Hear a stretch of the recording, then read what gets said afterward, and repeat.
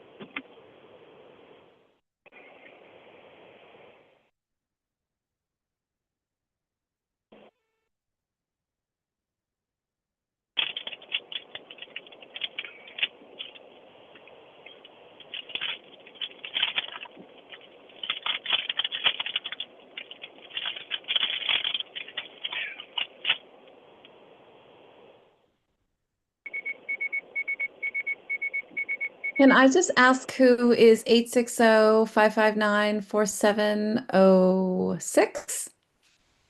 You may. It's John Flanders. Hi, John. You're not muted, just to let you know.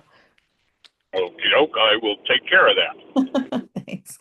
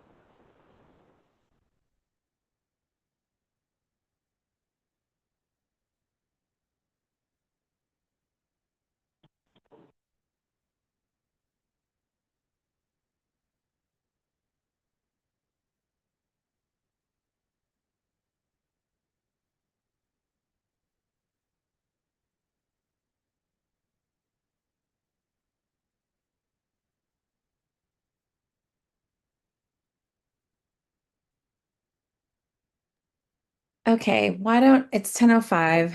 Hi, everybody. It's good to see you. Hi, Leslie. Good to see you virtually. Hello, good to Um, see you too. And so, yeah, I just want to say good morning to everyone. Thank you for your flexibility about our last meeting last week. There was just a few things that came up very last minute. We tried to get that communication out in a timely manner. And for those who might have missed it or for some reason didn't receive it, my apologies. It won't happen again. Just that's sometimes what happens with technology. But I did want to let you know that I recognize that it was more last minute than some preferred. So hopefully that won't happen again. Um, so before we get started, Leslie, is there anything you wanted to add this morning? No, just congrats on the end of session. We are, I don't think it depends on when districts end. We're not quite in countdown mode yet here in New Haven because we're going to close to late June. But we are entering those post-testing sweet days as we reflect and wrap up the year. So just hoping everybody's hanging in the heat and doing okay. I know we're facing some HVAC issues over here. So Oh, uh, but it is good to see everybody, and I'm glad to be here. I'm excited to hear some of the updates from the reports. yeah, absolutely. Yeah, and thank you for recognizing session. So yeah, it was a literally fast and furious session, really, really intense. Um, in my 4 years, it was the most intense by far. And even though it was a short time, we got some really meaningful stuff passed. A few things that were a little heartbreaking that they didn't make it over the finish line, but And I'm really grateful for the additional funding that we're able to eke out, especially around education in the last few weeks and even the early childhood endowment. So around the education space. And, unfortunately, with the education money, it's great, but it's a one-time thing. So let's hope that next year we can be really working towards more consistent and sustainable funding. But enough about that for today. I'm really grateful that we've got Brian here from SDE and Brittany with AIR, and they are going to share a lot of the great work and the report that they've been working on and compiling. I think it's going to be really valuable for all of us, especially around our work on this subcommittee. And so, with no further ado, I will turn it over to all of you two. Thanks. Thank you so much. Brittany, appreciate you being here today. And I just wanted to thank AIR on behalf of the State Department for our partnership. And your team has done an amazing job within a pretty tight timeline. So, Rep. Rader and Blato, as you mentioned, we're happy to get information to you and the rest of the subcommittee this morning.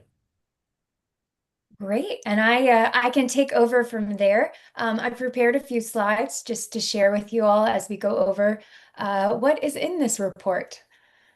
Let me share my screen. Are you able to share your screen? Okay, perfect. Great. Yes. Yep. We tested it out a little bit earlier. Okay. And so, hi, everyone. Thank you for coming today and thank you for taking time. Oh, no. Let's see. Here we go. Now, do we have it back? It's back. Okay, wonderful.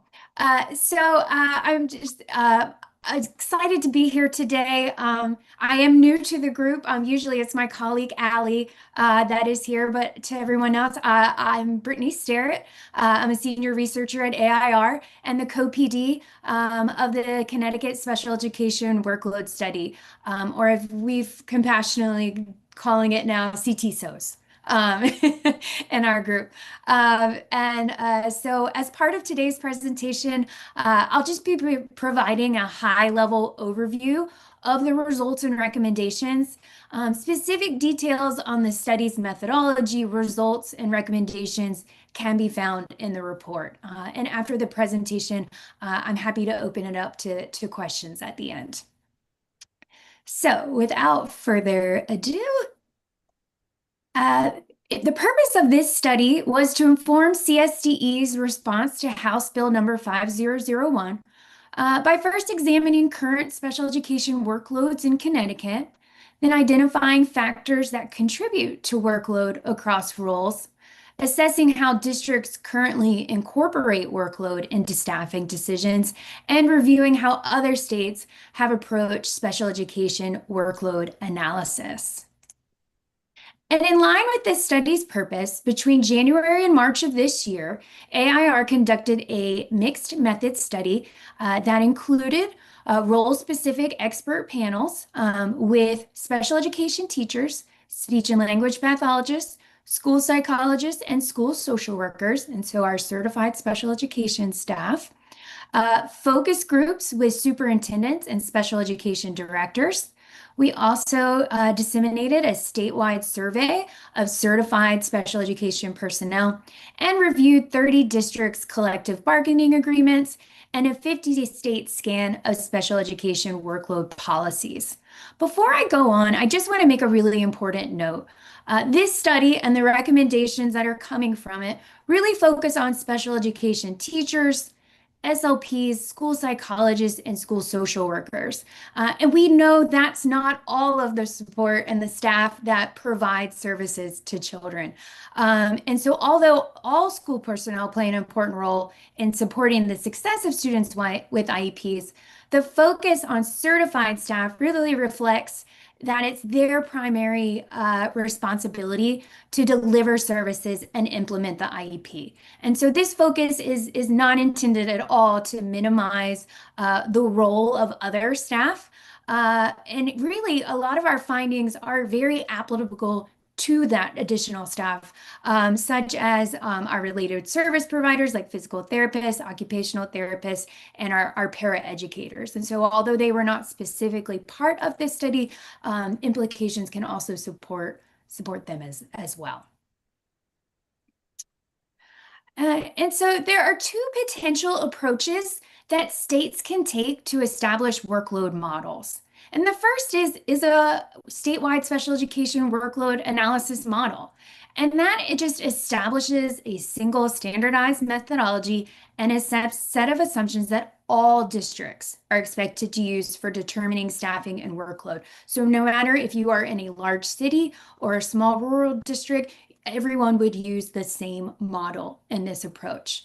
Alternatively, a statewide framework defines common parameters, guiding principles, provides minimum expectations, while allowing districts to design and implement their own workload models that reflect their own local context, student needs, and service delivery structures. And so AIR is recommending a statewide framework. So that second one for districts to create their own workload analysis models because it really promotes local ownership, increases feasibility and sustainability across diverse districts, which our study showed there was a lot of variation across districts, and support more accurate and equitable staffing decisions by accounting for meaningful variation in student need, service models, and available resources. And so results from this study showed that job responsibilities really varied really wildly across different districts. And also their CBAs varied quite a bit across districts. And so we find that we feel a statewide framework would best support these various contexts and local needs. Additionally, just wanted to note that in our state review, most of the 7 states that did directly address workload allowed for local discretion instead of the one-size-fits-all model for districts. And so this is the more common approach states have been adopting. And with that in mind, we have 5 specific recommendations for the state framework that will support the development of local workload models.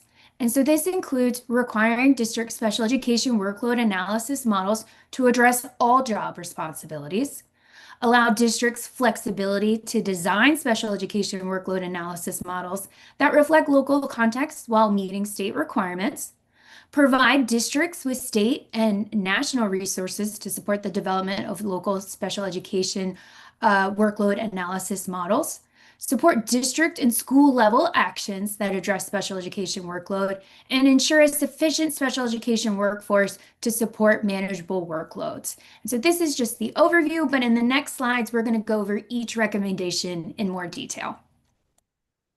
And so first, require district special education workload analysis models to address all job responsibilities. So through our expert panels, we really found that many districts have thought about workload in some formal or informal capacity and use it when making staffing decision. However, these models, even more formal ones, often did not include all of the special education staff responsibilities. And this is going to be key. These responsibilities are key when determining workload and can vary by role in districts. And so for this comprehensive list, we relied on prior research from Bettini and colleagues, and we revised what we found from the research based on local Connecticut context. And so the job responsibilities are listed right here on the right-hand side of the screen and range from caseload, instructional and paperwork duties to collaboration and building family relationships, and then also those professional duties that pop up. And so requiring districts to consider all of these responsibilities, not just a few here and there, is key to creating a strong model that can be successful with implementing student IEPs. And so we find this is a critical piece of the model. Second, allow districts flexibility to determine special education workload analysis models that reflect local context while meeting state requirements. A statewide framework should define required components while districts allowing them to adapt models based on their local staffing, schedules, and CBAs. And so developing these workload analysis models requires meaningful stakeholder engagement. And so at a minimum, we want the districts to engage their special education personnel, district leadership, school level leadership, collective bargaining teams and representatives, and also the students and caregivers, as we know they are a key voice. And so CSTE should or could, don't want to say should, they could require districts to submit their special education workload analysis models for review and inclusion in a policy or in a publicly accessible repository for districts and public to review to promote transparency. And so this would add a layer of accountability and transparency. Third, provide districts with the state and national resources to support the development of local special education workload analysis models. And so we're recommending CSDE should offer guidance, tools, and exemplars when illustrating multiple workload analysis approaches. Again, we are not specifically asking the state to promote one specific one. Instead, we want them to promote what would work best for that local district. And so typically workload analysis models fall into three categories. And that would be the first one is caseload with workload adjustment approach. And so in this approach, you start with a caseload estimate, a caseload maximum, and then you adjust them based on those workload responsibilities that we listed. There's also the quantitative formula approach, or this is most commonly known as the calculator approach. And so local districts can make assumptions about their own time estimates related to how long certain tasks take or responsibilities take. And it creates a formula or an algorithm that you can kind of plug in, and it comes out with an appropriate caseload number. There's also qualitative assessment approaches that can be used, and these allow for the most flexibility. And with all of these, you can see they have strengths and limitations. And so while qualitative, allows for a great level of flexibility, it maybe doesn't have the rigor that a quantitative formula has. And while caseload adjustment sounds okay, where did we come up with that original caseload number? And so there are a lot of considerations that districts should be taking in when thinking about what model works best for them, and they could provide guidance on the strengths and limitations. And this really can open back up the repository too. And we talked about it in the last slide as an opportunity for transparency, but this repository could also be used as an opportunity to share resources with districts. Like I said earlier, there are districts that have come up with plans already. And so they can make those adjustments, put in the repository, and other districts can see, hey, this is what's happening over here. This is what's working for them. And so they can kind of use models and resources from each other. In addition, there are other resources out there. And so the state does not have to start from scratch. For example, the American Speech Language Hearing Association has established models for SLPs. Other states have special education teacher models. These could be adapted for districts. And so in that sense, really that repository would hold all of these resources and information to support districts with this process. And fourth, support district and school level actions that address special education workload. And so with or without a model in place, districts need to be taking steps to address special education workload. Many of the workload challenges aligning with each job responsibility could be proactively addressed through organizational strategies such as scheduling, assessment planning, collaboration time, administrative supports, even role clarity would be really important. And so this is not a comprehensive list. This is just a few, but we do provide a full list and strategies in the report. But just thinking about not only the model, but how can we support districts and schools to address workload and to help make it more manageable? And fifth, ensure a sufficient special education workforce to support manageable workloads. And so staffing shortages and excessive workload are mutually reinforcing. If you look on the right, you see teachers, staff, SLPs, they're feeling high workload. They feel like they have a high workload. It's not manageable, which leads to staff attrition. That staff attrition leads to staff shortages, which increases workload, right? And so we have created a very, very vicious cycle across the country, not just in Connecticut, but across the country, where we are it's reducing our workforce. And so for any workload model to be effective, there needs to be a supply of qualified staff, and state level action on retention really goes beyond what the districts can do. And so other states have taken steps to address workforce issues, and a full list is available in the report. But for specifically for Connecticut, we think you focusing on a grow your own programs that recruit members of local community or current school employees to gain the skills and credentials to fill in special education roles, and also programs moving from that DSAP to full certification, which we think will be essential for Connecticut to address workload challenges to scale. And so combining these with locally tailored workforce strategies, these efforts are essential to stabilize the workforce, which will help promote a stronger model and services to students with disabilities. And so in conclusion, aligning with the goals of House Bill number 5001, a statewide framework can support districts in developing special education workload analysis models that lead to more equitable, transparent, and sustainable staffing decisions while maintaining appropriate local flexibility. And so these findings provide CSDE with an evidence-based basis to propose a statewide framework for special education workload analysis models aligned with legislative intent and supporting districts in meeting obligations to students with IEPs. And with that, I can open it up to any questions or comments.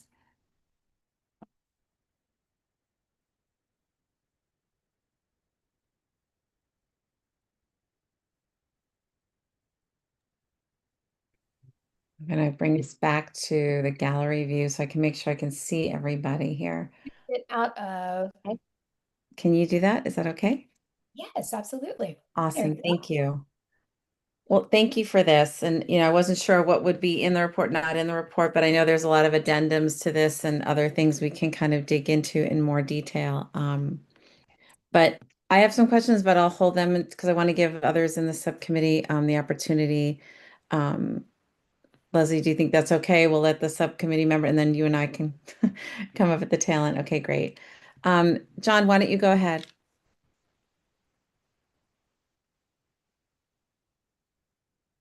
John, can you hear us? I can. Sorry, I'm No, that's fine. Go ahead. technologically impaired and trying to get the muting off. So let me start out in my broken record mode. As someone who represents families on these matters, I am extraordinarily nervous about having a statewide plan that says how much time and effort professionals can be put into without another mechanism to ensure, and by ensure I mean guarantee, not try, that there are enough people to meet the needs of these children. I heard the who got interviewed on all this, and as I said, for every study that I've been involved in, who talked to parents, and if you talk to parents, what you see is not a surfeit or not an overload of responsibility, but a great deficit in services, in people to provide those services. And so I know that was the final point on your thing, but this, from a parent perspective, this is very, very, very, very, very worrisome. That the first the very first thing that we need to do is to make sure that there's enough people to do the work. And then we'll worry about how you structure. Thank you, John. I was taking some notes as we were going through this, and I wrote down budget constraints because I see this. I mean, just here in Guilford, our town referendum failed 2 weeks ago. And it hasn't happened in many years. And poor turnout, people just feeling really strapped. Affordability is the big issue, and everything costs more. And so we have another one today, but we had to cut another 750,000. 525 of that was for our education budget. And one of the roles that we didn't get to do is we were going to be adding another special ed administrator in our elementary programs, and we had to pull it. And to your point, yes, absolutely. I think we would never suggest that. But, the other thing I wrote here was continuing to try to find avenues to build our special ed workforce. And I know that, Brittany, you referenced, what other states are doing to attack this issue. But it doesn't mean that we don't look at what our current special educators are being put under, and that we don't create more guardrails and support for them as well. I think that it's a both and, it's not an either or. And I absolutely hear you, John. And I think just to point out, the task here was to kind of look at the provider piece more, but I absolutely agree with you. And, districts are going to be getting more funding with this special allotment this year, but that's, like I said, like a one-time thing. I know that there's much more intention next year to really look at, the governor has this blue ribbon panel to look at the ECS formula and to really understand what we're going to be doing around that, and to really we're really going to be pushing him and the panel to come up with a really more viable and 2026 number in terms of our foundation grants for each student, and building that up, because we are woefully behind on that, 13 years behind on that. But I see that Brian's got his hand up too, so I will stop talking for a second and let you jump in, Brian. Thank you so much, Rep. Rader. And John, thank you for your comments as well. I couldn't agree more that it's a both and. And, looking at what was tasked based on this particular piece of legislation, I'm very excited because of the framework aspect. When you think about caseloads, that's one of the 9 bullets on what should be considered for a special educator. And I think people jump to caseloads very quickly in these types of conversations. So providing the full context of what our educators and service providers are doing is critically important and essential, and should be factored in to how they spend their time maximizing their support of their students. So just wanted to mention that I think that AIR's work looked at other state level models of and frameworks to this extent.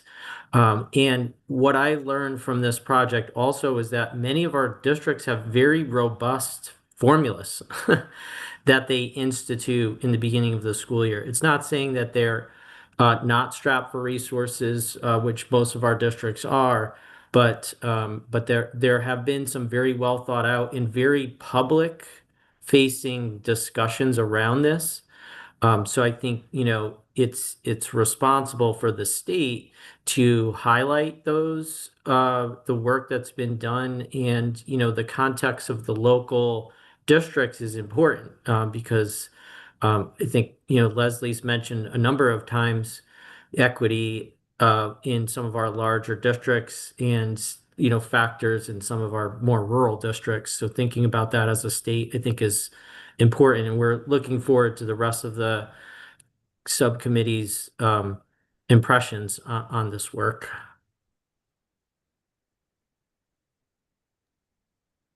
Thank you, Brian. Leslie, did you want to add anything to this piece at all, or I don't want to ever skip through? Yeah.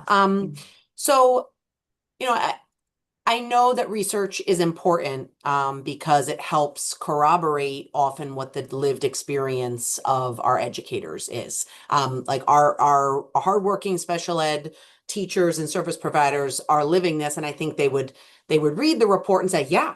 So I guess my question is, And I know the significance of research, right? I know that we need that to mesh with the day-to-day work.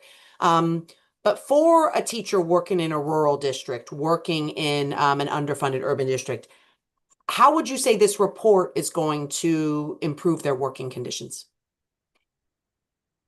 So, by providing a stronger model and a stronger framework that really addresses all of their responsibilities, a lot of times what came up in especially the focus groups was that their responsibilities, all of their responsibilities, are not seen, not heard, and often go unnoticed. And so, by promoting a framework that really addresses all of their responsibility and acknowledges everything that they do throughout the day, we can make better staffing decisions that ultimately are going to help promote retention. And teachers will not feel the burnout as quickly. And so by our hope is that teachers are going to and staff are going to read this and say, yes, this is what we've been talking about. But I think it just provides that comprehensive and explicit list and acknowledgement of what they do on a day-to-day basis. When can I do a follow-up, Rep. Yeah, Brandon? absolutely. When we look at the more detailed report, does it do some kind of like putting into conversation those laundry lists and hours in a day? So we were not able, based on the numbers that we got from this survey, we were not able to come up with a calculator per se, but we did set the foundation that districts can use if they want to start making their own in their own context. Okay. And so we do provide those numbers and we provide recommendations based on that, but we were not able to come up with a specific algorithm you could plug in. But we have very specific guidance and related to those responsibilities and the time that it on average takes those staff. Thank you. Because I think, and this will be my last comment, then I'll share the mic. In New Haven, we, have brought to the negotiating table for 2 cycles now an attempt to get more protections for our special ed teachers and related service providers, and are met with rejections of those proposals because of finances, right? We did get a side letter in the contract to convene a staffing committee to begin to name what ideal staffing ratios would look like. So we have that. It's not in practice, but we have it. And I'd be really curious to see how our staffing ratios work in New Haven, how it intersects with this research. Because ultimately, I think, and maybe I'm overstepping here, but I'm going to say it because everyone knows this is what I talk about. I hope that we can use both staffing committee work at local levels, research at the state level, to go back to the state again and say, we do not have enough resources to ultimately meet the needs of districts, and really use this as the push to get the resources back in place. Because without those resources, we're still trying to, get the work of 10 people out of 5 people. I hope that we can, maybe this committee can dig in and make some explicit recommendations related to funding. I know there's a separate subcommittee on funding. But ultimately, let's be real. Like our mayor in New Haven says this all the time. The reason why the budget keeps going up is because people cost money. And that's the reality that I don't think we're going to get around. So I'm grateful for the work, and I'm eager to see how, get feedback from teachers who are doing this work and service providers, and then see how we can use it to continue to advocate at the state level, especially with the commission happening on school funding, and as we go into a budget year next year. Thank you, Brittany. I really appreciate it. Thank you. Thank you. Yeah, Leslie, to what your point is, like, I think it's really valuable that we can spend time with this more the report, like more detail. This is just like, 50,000 feet, but I completely agree with you. Is it Brigida? Why don't you jump in and take some Brigida, time? yeah, thank you. So I'm an assistant special ed director in Naugatuck, as well as a parent of a child with disabilities. So for me, this is just really, it hits from all sides, right? Like there's the financial component, there's like Leslie mentioned, there's so much that we're asking our people to do with such limited resources, and the funding component is huge. Brittany, I was just curious, does your report address at all the districts or states that are using a workload caseload model and what retention and recruitment looks like in those spaces? We discussed specific models used in various states, and so we identified seven that have an explicit, explicit guidance, and so we discussed those, but we did not look into the retention rates in those states specifically. But we looked at the models that they provided and the research or the evidence base behind it. Thank you. You stole my question because that was one of my questions was to say what are states doing and that are doing well?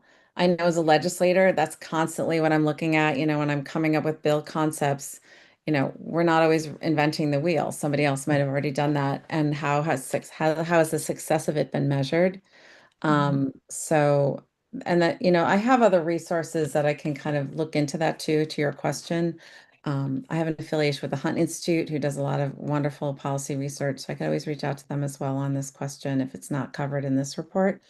The other piece, I wrote this down was, yeah, how are we building the special ed workforce? How are other states doing a better job of this than us?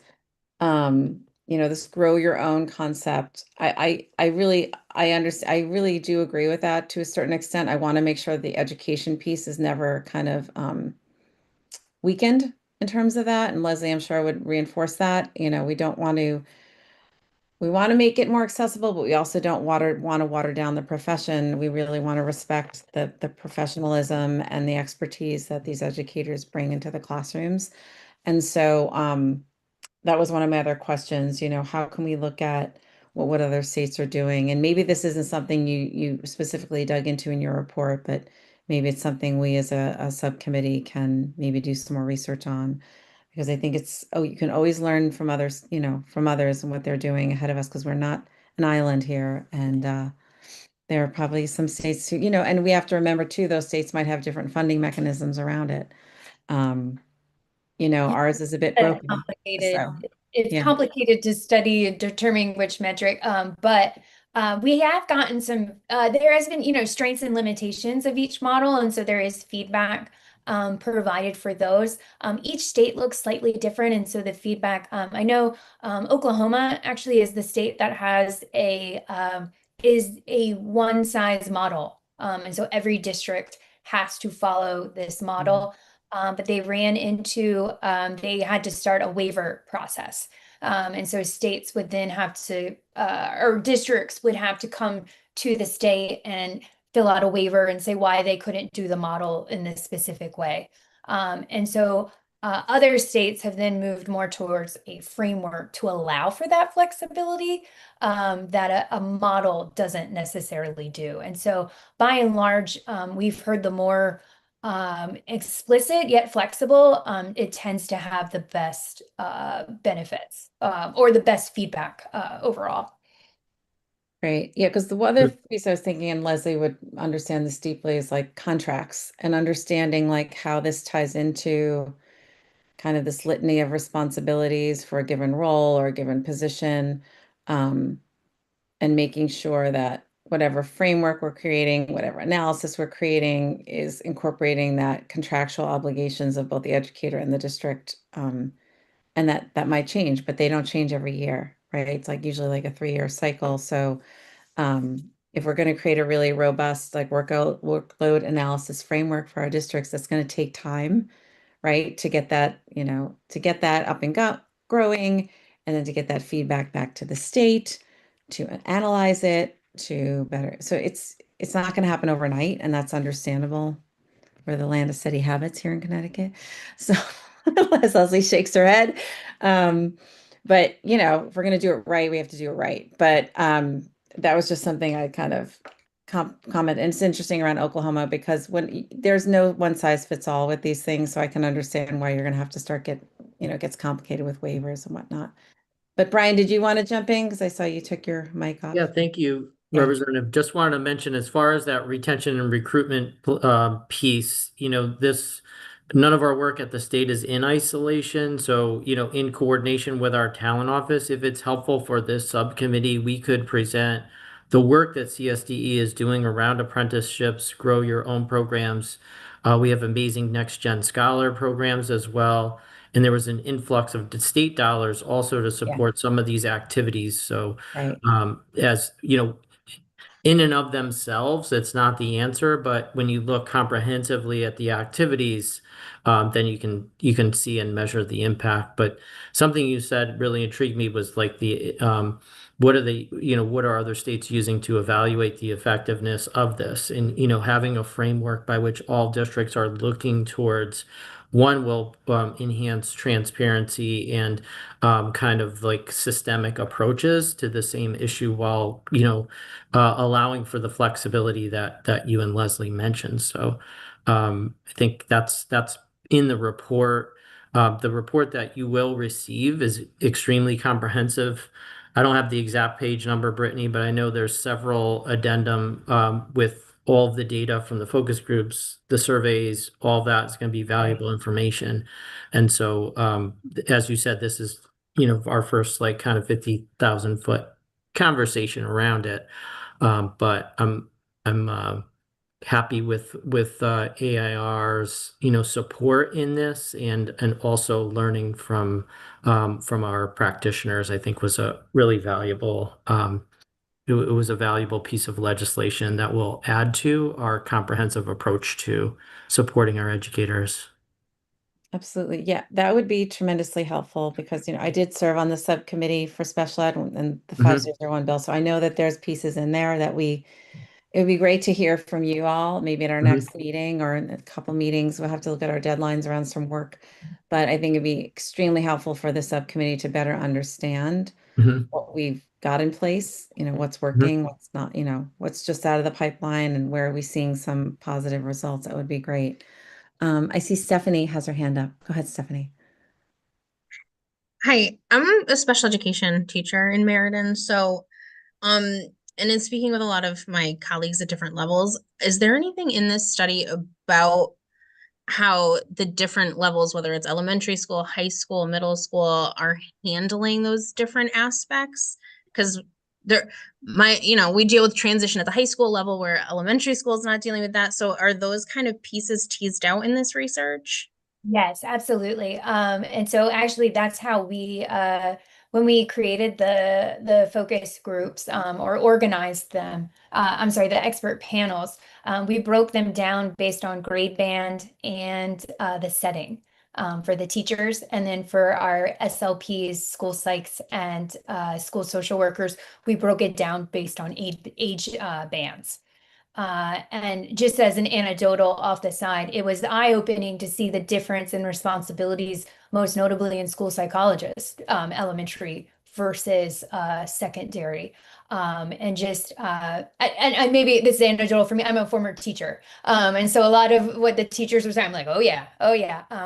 But I learned a great deal about the variation between grade bands in the other roles as well. And so that was really important for us to make sure that we accounted for the nuance of positions based on where you teach and how old your kids are.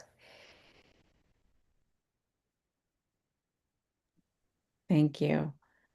I agree with you again, Stephanie. You guys are reading my mind through the camera. These are great, great questions and great points of view. And that's why I'm so glad we have so many educators on this subcommittee, as it should be. I just wanted to see if I don't see anybody else with any other questions, but yeah, Brian, back to your offer around that. I think it would be extremely helpful. And we can coordinate offline about that with Leslie and myself and just because I think that would be this piece is important, but unless we understand the other side of it, even though that's kind of not what we're tasked with, but that work is happening because of 5001 and things before that. So I think it's really important that we have that context before we kind of, and hopefully We can make sure that all the members get the copy of the full report when that's as soon as that is available. So they can all take a deep dive and we can have questions queued up for our next meeting. I think that would be really helpful. Leslie, is there anything else? I know we're getting close to, we have a few, about 10 more minutes. Was there anything else you wanted to add to this at all? No, I agree with you that the questions from this group have been on point. So Yeah. it's really helpful to have us here, and I look forward to spending some more time with the report and seeing what new questions and even more importantly what next steps emerge for us. Yeah. I'm going to do a little bit of administrative work in the next week or two because some of our work has an earlier deadline of July 1, and I just have to refresh my memory as to what deliverables we have to do. And Leslie, you and I can offline chat with that a bit. But then I think it would be helpful is to solicit our subcommittee members who would like to be involved in kind of actually putting that document together. It's kind of hard to all be drafting and writing, but we'll come up with a framework for that, um, and get that to you guys in the next few weeks, so we have ample time to kind of compile our earlier deadline, and then our later one is in December. But I have to go back and refresh my memory on which of those we're kind of delivering earlier.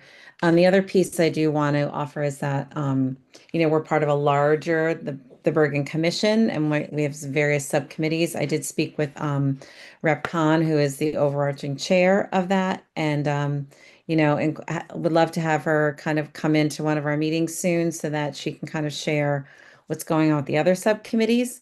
Like to Brian's point, to others where they're doing different work that we some of us may not realize is happening, but informs what we're producing, and the overall intent of this entire commission was to kind of take that legislation, kind of look at what we're creating, what we're trying to do, what's been done, report back, and use it as kind of a guidebook for where do we need to make some improvements, where do we miss things, what's proving success, where we're gonna have to wait and see on for a couple of years to see how it plays out. But I'm grateful that we're doing this, and I hope that it actually is meaningful and doesn't, none of us want this just to get put on a shelf somewhere. So we can talk about that next time. But grateful you all can be here. I hope that the hot days that are then welcomed into the 50-degree weather we will have this weekend. I hope that it's Connecticut. Time for the holiday. Right in time for picnics and all of that. But we'll be in touch sooner than later. And Brian will coordinate offline. And Brittany, thank you for being here and sharing the findings of the report. And we're eager to dig into it. Yes. And hopefully when we can compile some questions that either you or someone from your group can come back and kind of help us with those as well. Okay, great. Absolutely. Thank you for your time. We are also very excited for you to dive into that report. So just appreciate your support throughout this whole process. Great. Specific question, and maybe I missed it, so I apologize if I did. Is the report, does it live somewhere? Or is it not ready for prime time yet?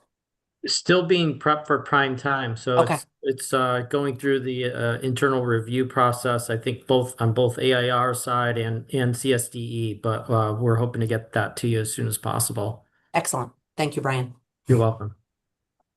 All right, thanks, Leslie. Good question. All right, thanks everybody for being here this morning, and we will be in communication very soon.